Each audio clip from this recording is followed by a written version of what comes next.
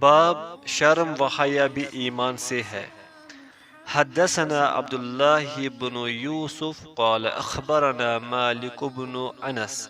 عن ابن شهاب عن سالم بن عبد الله عن أبي أن رسول الله صلى الله عليه وسلم مر على رجل من الأنصار وهو يئذ أخاه في الحياة فقال رسول الله صلى الله عليه وسلم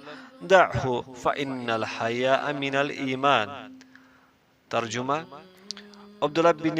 یوسف نے ہم سے بیان کیا، وہ کہتے ہیں کہ ہمیں مالک بن انس نے ابن شہاب سے خبر دی، وہ سالم بن عبداللہ سے نقل کرتے ہیں، وہ اپنے باپ عبداللہ بن عمر سے کہ ایک دفعہ رسول کریم صلی اللہ علیہ وسلم ایک انصاری شخص کے پاس سے گزرے،